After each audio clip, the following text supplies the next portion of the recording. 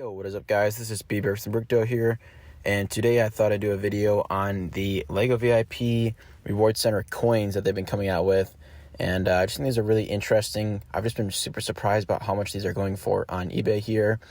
As you can see, they're going for well over $50 in some cases, but even some of the least likable, or at least I would say sought-after ones, are still going for about 50 bucks. And so honestly, I just found this really surprising, and I was thinking about this the past few days about some reasons why, and I'd like to talk about them here today. So the background here, I'll just be scrolling through some of these eBay listings, some of the current auctions available, and some of the sold listings to show you guys really how much these are being collected, and the crazy purchase prices on some of these as well. So I really feel like there's three main reasons as to why these VIP coins have been going for so much and why they've been sort of deemed collectible. One, and I've already talked about this a lot, is essentially I just think there's a lot of movement in the collectible space this past year. You guys know, with COVID and everything, and again, I think with inflation as well, there's been a lot of movement into hard assets and collectibles.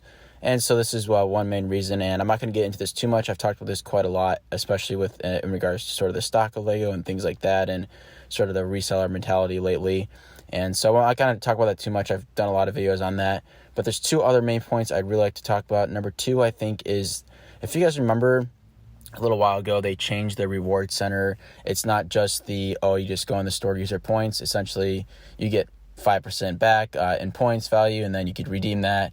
And it was super easy. You could essentially, as soon as you had enough points for a little $5 redemption, they could just apply it to the purchases, and sort of that was that.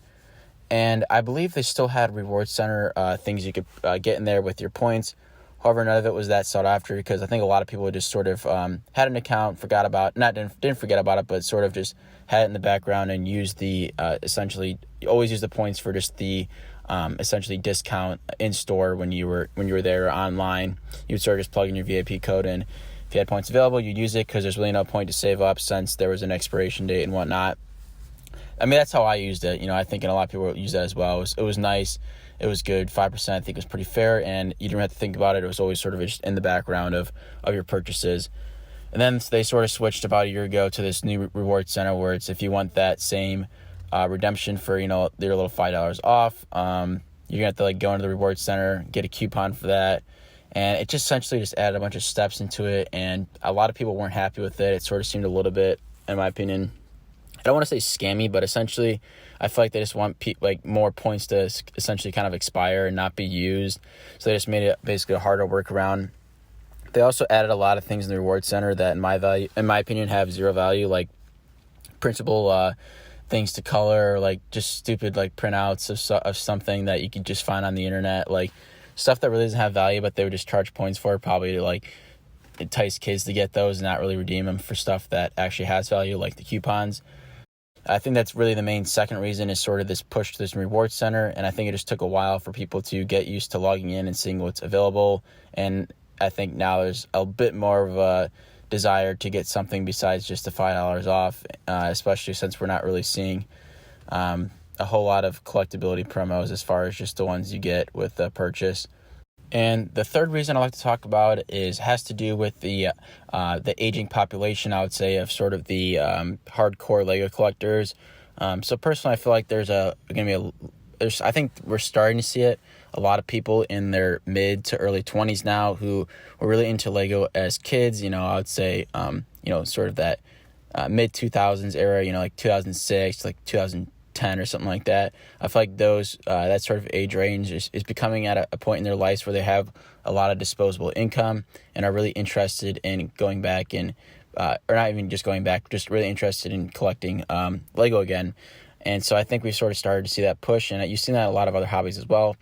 If you think about Pokemon cards and stuff like that, it does take a while for some of these hobbies to mature in order for the audience to get old enough where they start having disposable income, and you get old enough too where a lot of people start having a lot of disposable income, and that's why we've seen such a crazy explosion in some other hobbies. But I think LEGO's right on sort of the beginning curve of that in some respect, and I think it's getting to the point where it's not just about picking up old sets that you wanted.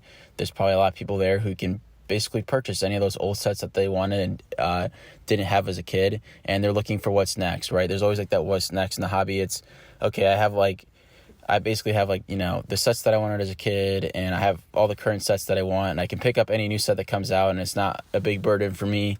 And so it's what's next. And I think there's just been, with that growing sort of collector age, I think we've seen a lot of people move to sort of just things that are licensed by Lego, things that are collectible, deemed collectible in the Lego community and things like that. I've seen a lot of pages grow on Instagram, like rare minifigures where they show, the 1 in 5 and the crazy prices they go for. I think people's white whales, you could say, in the hobby are moving away from sets, because I think there's a fair amount of people who have those sets now and are moving into more very niche collectibles, and they basically just want to have everything and anything that's new and anything that's going to be Lego branded.